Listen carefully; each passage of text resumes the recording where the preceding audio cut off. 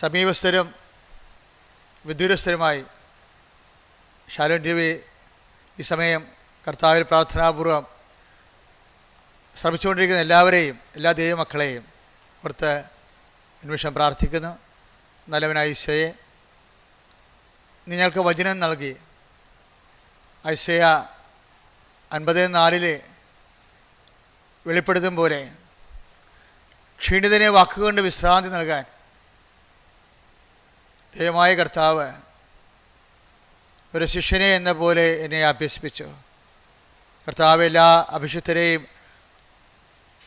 അങ്ങ് അഭ്യസിപ്പിക്കുന്ന സാന്ത്വനത്തിൻ്റെ ദൈവവചനത്താൽ എന്നെ ശ്രമിക്കുന്ന എല്ലാ മക്കളെയും ജെറമ്യ 31:9 പ്രാർത്ഥിക്കുന്നു. അവർ കണ്ണുനീരോടെയാണ് വരുന്നത്. ഞാൻ അവരെ ആശ്വസിപ്പിച്ച് നയിക്കും. കർത്താവെ, ഈ വചന ശുശ്രൂഷയിൽ അനേകം മക്കളെ നീ ആശ്വസിപ്പിച്ച് നയിക്കണമേ എന്ന് പ്രാർത്ഥിക്കുന്നു. പ്രിയമുള്ളവരെ, ഇന്ന് നമ്മൾ ധ്യാനിക്കാൻ പോകുന്ന വിഷയം അഗ്നി പരീക്ഷകളെ അതിജീവിക്കുന്ന വിശ്വാസത്തെക്കുറിച്ചാണ്.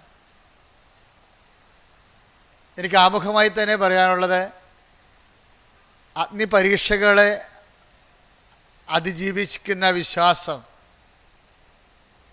അഥവാ അതിജീവിക്കുന്ന വിശ്വാസം ദൈവത്തിൻ്റെ ദാനമാണ്. അതുകൊണ്ട് അഗ്നി പരീക്ഷകളും ദൈവത്തിൻ്റെ ദാനമാണ്. അതിജീവിക്കുന്ന വിശ്വാസം നിനക്ക് തരാൻ ദൈവം ആഗ്രഹിക്കുമ്പോൾ, അല്ലാതെ അതിജീവിക്കുന്ന പ്രത്യാശ നിനക്ക് തരാൻ ദൈവം ആഗ്രഹിക്കുമ്പോൾ, അല്ലാതെ അതിജീവിക്കുന്ന ദൈവസ്നേഹം നിനക്ക് തരാൻ ദൈവം ആഗ്രഹിക്കുമ്പോൾ, ദൈവം ആമുഖമായി തരണത് അതിന് അനുപേക്ഷണീയമായ അഗ്നി പരീക്ഷകളാണ്. നിങ്ങളുടെ ജീവിതത്തിൽ ഇതുപോലെ കുറേ അഗ്നി പരീക്ഷകൾ ഉണ്ടായിട്ടുണ്ട്. ചിലപ്പോൾ എന്നെ ശ്രമിക്കുന്ന മക്കൾ ഇപ്പോൾ അഗ്നി പരീക്ഷയിലായിരിക്കുന്നവരാകാം. ഇപ്പോൾ എല്ലാവരും പറയില്ല, അച്ഛാ വലിയ തകർച്ചയായിപ്പോയി, ഞാൻ വീണ് കിടക്കുകയാണ്. പാപത്തിലായാലും സാമ്പത്തിക തകർച്ചയിലായാലും. ഇപ്പോൾ വീണ് കിടക്കുന്ന മക്കളായാലും വിശ്വാസിയാണ് നീയെങ്കിൽ നീ ഓർക്കണം, നിൻ്റെ വീഴ്ച ലാസറിൻ്റെ മരണം പോലെയാണ്. ലാസറിൻ്റെ മരണത്തെക്കുറിച്ച് കേട്ടപ്പോൾ ഈശോ എന്നാ പറഞ്ഞത്? ഈ രോഗം മരണകാരണമല്ല, അതുപോലെ ഈ വീഴ്ച തകർച്ചയല്ല. എല്ലാ വീഴ്ചകളും തകർച്ചകളല്ല. പത്രോസ് കടലിൽ വീണ മനുഷ്യനാണ്. എന്തിനാ കടലിൽ വീണത് എന്ന് ചോദിച്ചാൽ, കർത്താവ് പിടിച്ച് കയറ്റാൻ വേണ്ടി എന്നാണ് എൻ്റെ ഉത്തരം. കർത്താവ് പിടിച്ച് കയറ്റാൻ വേണ്ടി വീണവരുണ്ടാകാം. അവർ പ്രത്യേകിച്ച് കർത്താവിൻ്റെ വചനം കേൾക്കണം. കർത്താവ് പിടിച്ച് കയറ്റാൻ വേണ്ടി വീണവരെ. അപ്പോൾ വീണ് കിടക്കുന്ന മക്കളായാൽ കർത്താവ് പിടിച്ച് കയറ്റാൻ വേണ്ടിയാണ് അവർ വീണത്. അതുകൊണ്ട് തന്നെ ഇന്ന് വീണ് കിടക്കുന്ന മക്കൾ, ഏത് നിമിഷവും കർത്താവ് എന്നെ പിടിച്ചു കയറ്റാൻ വേണ്ടി ഈ കടലിന് മീതെ വരും. കർത്താവിൻ്റെ കൈ, കർത്താവിൻ്റെ താങ്ങിപ്പിടിക്കുന്ന കൈ, I uphold you in my victorious right hand. കർത്താവിൻ്റെ വചനത്തിൻ്റെ ഒരു സ്പിരിറ്റ് അതാ, ഐ അപ്ഹോൾഡ് യു, ഞാൻ നിന്നെ താങ്ങിപ്പിടിച്ചിരിക്കുന്നു with my victorious right hand, എൻ്റെ വിജയകരമായ വലത് കരത്താൽ. കർത്താവിൻ്റെ വിജയകരമായ വലത് കരത്ത് ഐസയ 41:10. കർത്താവിൻ്റെ വിജയം എന്താണ്? അവൻ്റെ വലത് കരം എന്താണ് എന്നൊക്കെ നീ ഞാനും മനസ്സിലാക്കാൻ വേണ്ടി ചില സമയത്ത് നമ്മൾ വീഴും. ഞാനങ്ങനെ കുറേ പ്രാവശ്യം വീണ ഓരോ സമയത്തും എൻ്റെയും നിൻ്റെയും കർത്താവ് കടലിൻ്റെ മീതെ ആയാലും കയത്തിൻ്റെ മീതെ ആയാലും അഗ്നിയുടെ മീതെ ആയാലും കർത്താവ് വരും. കർത്താവ് വരുമെന്ന് മാറാനാഥ, കർത്താവെ വരണമേ എന്നാണ് ബൈബിളിൻ്റെ വിശ്വാസം. ബൈബിൾ അവസാനിക്കുന്നതും ആ ഒരു വാക്കിലാണ്, കർത്താവെ വരണമേ.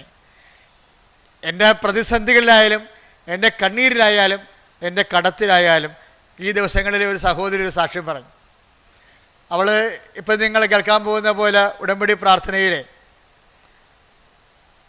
ആത്മഹത്യയ്ക്ക് വേണ്ടി ശ്രമിക്കുകയായിരുന്നു. അല്ല, ശ്രമിക്കുന്നൊരവസ്ഥയായിപ്പോയി. കാര്യം ഒരു വിസ തട്ടിപ്പുകാരത്തി അവരുമായിട്ട് ഫ്രണ്ട്ഷിപ്പിലായി. ഇപ്പം നിങ്ങളൊക്കെ ചില സമയത്ത് തട്ടിപ്പിലും വെട്ടിപ്പിലും ഒക്കെ വീണ ആൾക്കാരാകാം. നിങ്ങളത് പ്രാർത്ഥനാപൂർവ്വം ഈ വിഷയം കേൾക്കണം. കർത്താവ് നിങ്ങളെയും ഈ വലിയ പ്രതിസന്ധികളെ സംരക്ഷിക്കട്ടെ എന്ന് പ്രാർത്ഥിക്കുകയാണ്. അതിവരുടെ പ്രശ്നം എന്ന് വെച്ച് കഴിഞ്ഞാൽ അവർ ഒരു വിസ തട്ടിപ്പുകാരിയുമായിട്ട് ഒരു കണക്ഷനായി. അവർ വിസ തട്ടിപ്പുകാരാണെന്ന് ഇവർക്കറിയത്തില്ലായിരുന്നു. അപ്പോൾ വിസ കുറേ ആൾക്കാരെ വിദേശ രാജ്യങ്ങളിലേക്ക് കൊണ്ടുപോകാൻ വേണ്ടി വിസ വാങ്ങിച്ചു കൊടുക്കാം, അതിൻ്റെ അഡ്വാൻസ് വാങ്ങിച്ചു കൊടുത്ത് അങ്ങനെ കുറേ ആൾക്കാർക്ക് അവർ കയറ്റി വിട്ടിട്ടുള്ളതാണെന്ന് പറയുന്നു. അതിനവിടെ പ്രൂഫ് അവർ കാണിച്ചു. പക്ഷേ ഈ ബിസിനസ് മുന്നോട്ട് പോയപ്പോഴേ കുറേ പേർക്ക് വിസ കിട്ടാതെയായി. വിസ തട്ടിപ്പുകാരി എന്നുള്ള വലിയൊരു ബ്ലാക്ക് ലേബല് ഇവരുടെ മേൽ വീണ് തന്നെയല്ല നാട്ടിൽ നിൽക്കാൻ കഴിയില്ലാതെ വിസ തട്ടിപ്പിൽ കുടുങ്ങിയ ആൾക്കാരെല്ലാം ഇപ്പോൾ കേസ് കൊടുത്ത് നാട് മുഴുവൻ ഇളകി ഇവിടെ വീട് മുറ്റും മുഴുവനും വളഞ്ഞ്. കഴിഞ്ഞ ദിവസങ്ങളിൽ കൃപാസനത്തിൽ കേട്ട നല്ല സാക്ഷ്യങ്ങളിൽ ഒരു സാക്ഷ്യമാണിത്. അപ്പോൾ ഇനി എന്ത് ചെയ്യും? അവിടെ നിന്ന് കഴിഞ്ഞാൽ കള്ളി ആണെന്ന് ജീവിതകാലം മുഴുവൻ ജനം വിളിക്കുകയും കുറച്ച് നിയമപ്രസംഗം ചിലപ്പോൾ അകത്ത് പോയെന്ന് വരും. അപ്പോൾ അവിടെ മുമ്പിൽ ഒന്നുമില്ല. അവിടെ മുമ്പിൽ അവർക്ക് ആശിക്കാനോ പ്രതീക്ഷിക്കാനോ 20 ലക്ഷം രൂപയാണ്. ഇവർ പാവപ്പെട്ടവരാ. അപ്പോൾ ഒരു പാവപ്പെട്ട ഒരു സ്ത്രീക്ക് അല്ലെങ്കിൽ ഒരു സാമാന്യ വരുമാനമുള്ളവർക്ക് പോലും ഒരു 20 ലക്ഷം രൂപയൊക്കെ ഒറ്റയടിക്ക് കൊടുക്കേണ്ടതെന്ന് വെച്ച് കഴിഞ്ഞാൽ നടക്കണ കാര്യമല്ല. ഇവർ ചങ്ക് നീരായി ചത്ത് കളയണം, നാട് വിട്ട് പോകണം, എന്ത് ചെയ്യണമെന്ന് അറിയാൻ പാടില്ലാതെ വിഷമിച്ച് എൻ്റെ അടുത്ത് വന്നു. എന്നോട് ഇവർ പറഞ്ഞത് ഞാൻ ആത്മഹത്യ ചെയ്യുമെന്നാണ്. അപ്പോൾ എൻ്റെ വായി പെട്ടെന്ന് വന്ന മോളെ ആത്മഹത്യ ചെയ്യണ്ട, അമ്മയുടെ മുമ്പിൽ നിൽക്കുക. വിശ്വാസം നിൽക്കുമ്പോൾ എന്ത് പറയും? അമ്മയുടെ മുമ്പിൽ വഴികളുണ്ട്, എല്ലാത്തിനും വഴികളുണ്ട്. വഴികൾ മാത്രമല്ല, അധികാരമുണ്ട്. അവൾ അമ്മയുടെ മുമ്പിൽ നിന്ന് കുറേ നേരം പ്രാർത്ഥിച്ചു കഴിഞ്ഞപ്പോൾ അവളുടെ അമ്മ 5000 രൂപ കൊടുത്തു. നീ ഇതും കൊണ്ട് നാട് വിടും മോളെ എന്ന് പറഞ്ഞു. നീ ഇതും കൊണ്ട് ഒരു വഴി തെളിഞ്ഞു പറഞ്ഞാൽ ഒരു വലിയ കടമായി നിയമപ്രശ്നം നേരിടുന്ന നാട്ടിൽ നിൽക്കാൻ പറ്റാത്ത ഒരാൾ രക്ഷപ്പെടാൻ പോകുന്നൊരു വഴി ഞാൻ പറയേ. അമ്മയുടെ മുമ്പിൽ നിന്ന് പ്രാർത്ഥിച്ചപ്പോൾ 5000 രൂപ കൊടുത്ത്. 5000 രൂപയും കൊണ്ട് ഇവൾ നാട് വിട്ട് പോയി. അവളുടെ അകന്ന ഒരു ബന്ധുവിൻ്റെ വീട്ടിൽ താമസിച്ച് അവിടെ വീട് വിടാൻ തോറും കയറി ഇറങ്ങി തുണിത്തരങ്ങളെടുത്ത് വിറ്റ് ഒരു കൊല്ലം ആ ബിസിനസ് ചെയ്ത് കഴിഞ്ഞപ്പോൾ അതിൻ്റെ ഇടയ്ക്ക് അവൾ എൻ്റെ അടുത്ത് വന്നു. അപ്പോൾ എന്നോട് പറഞ്ഞ്, അച്ഛാ ചെറിയൊരു ബിസിനസ് ചെയ്തുകൊണ്ടിരിക്കുകയാണ്, പഴയ ടെൻഷനൊക്കെ പരിശുദ്ധമ്മ മാറ്റി. അപ്പോൾ ഞാൻ പറഞ്ഞു, നീ കുഴപ്പമില്ല, നീ ഉടമ്പടി പ്രാർത്ഥന ചെയ്യും. കാര്യം നമ്മളെ വിശുദ്ധീകരിക്കണമല്ല. ഉടമ്പടി പ്രാർത്ഥനയുടെ പ്രധാനപ്പെട്ട ലക്ഷ്യം നമ്മളെ വിശുദ്ധീകരിക്കുക. അതായത് അതിൻ്റെ ഇപ്പോൾ ഐസയ വചനമായ 1:18 ആയാലും അനുദപിക്കുക, നിങ്ങൾ അനുഗ്രഹം പ്രാപിക്കും. അനുതാപവും അനുഗ്രഹം പ്രാപിക്കലും തമ്മിൽ വളരെയേറെ ബന്ധമുള്ളതാണ്. ഇപ്പം നമ്മൾ ജോഷുവ 3:5 പറഞ്ഞാലും നിങ്ങൾ പശ്ചാത്തപിക്കുക, നാളെ നിങ്ങളുടെ ഇടയിൽ കർത്താവ് അത്ഭുതം പ്രവർത്തിക്കും. അപ്പോൾ അത്ഭുതം പ്രവർത്തിക്കാൻ ചില സമയത്ത് അത്ഭുതം തന്നെ ആത്മഹത്യ ചെയ്യാൻ പോകുന്നതിന് മുമ്പ് പിന്നെ എന്നാ ചെയ്യേണ്ടത്? അത്ഭുതം തന്നെ പ്രവർത്തിക്കണം. അവൾ ഉടമ്പടി ചെയ്ത് കഴിഞ്ഞപ്പോഴേ പെട്ടെന്ന് ഈ ഒരു കൊല്ലം ജോലി ചെയ്തതിൻ്റെ കുറച്ച് കാശ് കുറച്ച് പ്രവർത്തനാനുഭവം കൂടി ആയില്ലേ. ആ പ്രവർത്തനാനുഭവം കൊണ്ട് അവളൊരു തുണിക്കടയിട്ട് കഴിഞ്ഞപ്പോൾ ഒരു തുണിക്കട ഒരു 6 മാസം കഴിഞ്ഞപ്പോൾ 2 തുണിക്കടയായി. 6 മാസം ഞാൻ ഞെട്ടിപ്പോവുകയാണ്. ഒരു സാധാരണ വലിയ ബിസിനസ് വീരന്മാർക്ക് പോലും സാധിക്കാതെ പിന്നെ ആരാ ഇവിടെ കൂടെ നിൽക്കേണ്ടത്? അമ്മ നിൽക്കുകയല്ലേ. അമ്മയുടെ ഒരു ഗുണവത, അമ്മ അങ്ങ് ബൈ പേഴ്സൺ വരും. നിങ്ങളെ പരിപൂർണ്ണ കാര്യം നമ്മളെ അമ്മയെ ഏൽപ്പിച്ചതാ. അമ്മയ്ക്ക് ആ ഉത്തരവാദിത്വം ഒഴിഞ്ഞു മാറാൻ പറ്റത്തില്ല. പക്ഷെ നമുക്കത് വിശ്വസിക്കണം. നമ്മൾ അങ്ങനെയുള്ള ആഴമായ വിശ്വാസം ഉണ്ടാകുമ്പോൾ അമ്മ ബൈ പേഴ്സൺ വരും. കോളേജിലായാലും വരും, എവിടെയായാലും വന്നിരിക്കും. അമ്മ നിന്ന് കാര്യം അങ്ങനെയല്ല. കാനായിലാണെങ്കിലും അവിടെ വിഞ്ഞ് തീർന്നു പോയപ്പോഴെന്താ പറഞ്ഞത്? യേശുവിൻ്റെ അമ്മ അവിടെ എത്തി, അവിടെ ഉണ്ടായിരുന്നു. ഇപ്പം യോഹന്നാൻ 2:1 പറയുന്നത് യേശുവിൻ്റെ അമ്മ അവിടെ ഉണ്ടായിരുന്നു എന്നാണ് പറയണത്. അതിൽ വചനം ഉണ്ടായിരുന്നു എന്ന് നമ്മൾ യോഹന്നാൻ 1:1 പറയുമ്പോൾ യേശുവിൻ്റെ അമ്മ അവിടെ ഉണ്ടായിരുന്നത് തന്നെ ആ കമ്പാരിറ്റീവ് കാറ്റഗോറിക്കലായിട്ട് തന്നെയാണ് യോഹന്നാൻ പറയണത് യേശുവിൻ്റെ അമ്മ അവിടെ ഉണ്ടായിരുന്നെന്ന്. അപ്പം എന്തൊരു അധികാരമാണ്! യേശു സാന്നിധ്യത്തിൻ്റെ ഭൗതിക മേഖല യേശു സാന്നിധ്യത്തിൻ്റെ തനി അധികാരം പോലെയാണ്. കാര്യം ആ അധികാരം അമ്മയ്ക്ക് ദൈവം കൊടുത്തിരിക്കുന്നതാണ്. പിതാവായ ദൈവത്തിൻ്റെ മകൾക്ക്, പുത്രൻ്റെ അമ്മയ്ക്ക്, പരിശുദ്ധാന പ്രിയ വധുവിനെ.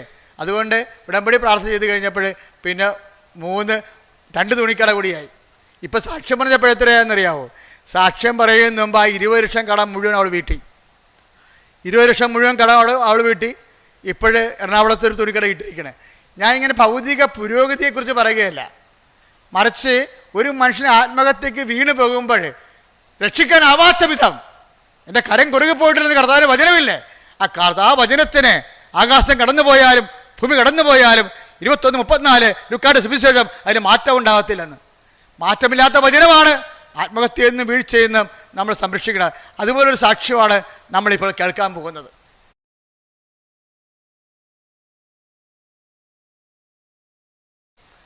നിങ്ങൾ സാക്ഷികൾ കേൾക്കുമ്പോൾ സാക്ഷ്യം കേൾക്കുന്ന എല്ലാ മക്കളുടെ മേലും അതേ വിശ്വാസം ഉണ്ടാകുകയും എൻ്റെ ദൈവം ഇന്നും ജീവിക്കുന്നു, യേശുക്രിസ്തു ഇന്നലെ ഇന്നും, ഹെബ്രായർ 13:8, ഇന്നലെ ഇന്നും ഒരാൾ തന്നെയാണ്. മാറ്റമില്ലാത്ത ദൈവത്തിന്, മാറ്റമില്ലാത്ത ദൈവം, കാനായി വെള്ളം വീഞ്ഞാക്കിയ ദൈവം, കുഷ്ഠരോഗം സുഖപ്പെടുത്തിയ ദൈവം, പുഴുത്ത ലാസറിനെ ജീവനിലേക്ക് വിളിച്ച ദൈവം ഇന്നും തൻ്റെ വിശുദ്ധമായ വലതുകരത്താൽ നിന്നെ ആശീർവദിക്കാൻ പോകുകയാണ്. വിശ്വസിക്കുന്ന ദൈവപൈതലെ, പ്രത്യാശിക്കുന്ന ദൈവപൈതലെ.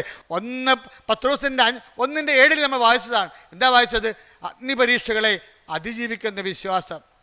ദൈവം ഉദ്ദേശിക്കുന്നത് അങ്ങനെ അതിജീവിക്കുന്ന ഒരു വിശ്വാസം നിനക്ക് തരാൻ വേണ്ടി ദൈവം ആഗ്രഹിക്കുന്നുണ്ട്. അങ്ങനെ ഒരു അതിജീവിക്കുന്ന വിശ്വാസം. കാര്യം വിശ്വാസം എപ്പോഴും നശിച്ചു പോണത് അഗ്നിപരീക്ഷ ഉണ്ടാകുമ്പോഴാണ്. ദൈവം അത് സാധാരണ വിശ്വാസം, ഒരു പാരമ്പര്യ വിശ്വാസം. ഒരു മൈക്കലിൻ്റെ മകനായി ജനിച്ചു, ഞാനെങ്ങനെ ഔസേപ്പായി ജീവിക്കാൻ, അതാണ് പാരമ്പര്യ വിശ്വാസം. ഈ പാരമ്പര്യ വിശ്വാസം എല്ലാം അതിജീവിക്കുന്ന വിശ്വാസമായിട്ട് ദൈവം അപ്ഗ്രേഡ് ചെയ്യാൻ ആഗ്രഹിക്കുന്നു. ദൈവം നിന്റെ വിശ്വാസത്തെ അഗ്നിപരീക്ഷ അതിജീവിക്കുന്ന വിശ്വാസമായി മാറ്റിയാൽ എന്താണ് കർത്താവ് വചനം പറയണത്? വിശ്വാസം, പ്രത്യാശ, സ്നേഹം ഇവ നിലനിൽക്കുന്നു. 1 കൊരിന്ത്യൻസ് 13:12 തിരുവചനത്തിൽ എന്താ? നിലനിൽക്കുന്ന വിശ്വാസം. അത് പാരമ്പര്യ വിശ്വാസമാണെന്ന് നിർബന്ധമില്ല. നിലനിൽക്കണമെന്നുണ്ടെങ്കിൽ, ഒരു വിശ്വാസം നിലനിൽക്കണമെന്നുണ്ടെങ്കിൽ, ഒരു പ്രത്യാശ നിലനിൽക്കണമെന്നുണ്ടെങ്കിൽ, ഒരു ദൈവസംഘം നിലനിൽക്കണമെന്നുണ്ടെങ്കിൽ, അത് നിലനിൽക്കുന്ന വിശ്വാസമാകണമെന്നുണ്ടെങ്കിൽ അത് അഗ്നിപരീക്ഷയെ അതിജീവിച്ചേ മതിയാവുമെങ്കിൽ നമുക്ക് അഗ്നിപരീക്ഷകൾ അതിജീവിക്കാനുള്ള നിലനിൽക്കുന്ന വിശ്വാസം, നിലനിൽക്കുന്ന പ്രത്യാശ, നിലനിൽക്കുന്ന ദൈവസ്നേഹം കൊണ്ട് നമ്മളെ മുടിതിരിപ്പിക്കുന്നതിന്, നമ്മുടെ ആത്മാവിനെ പുണ്യപൂർണ്ണമാക്കുന്നതിന്. നമുക്കറിയാം കൂദാശ എന്താണെന്ന് നമുക്കറിയാം. നമ്മുടെ ആത്മാക്കളെ പുണ്യപൂർണ്ണമാക്കുന്നതിന് കാണപ്പെടാതെ ദൈവത്തെ വരപ്രസാദം നമുക്ക് ലഭിക്കാൻ ഈശോ സ്ഥാപിച്ച കാണപ്പെടുന്ന അടയാളമാണ് കൂദാശയെങ്കിൽ അഗ്നിപരീക്ഷകൾ ഒരു അർത്ഥ കൂദാശയാണ്.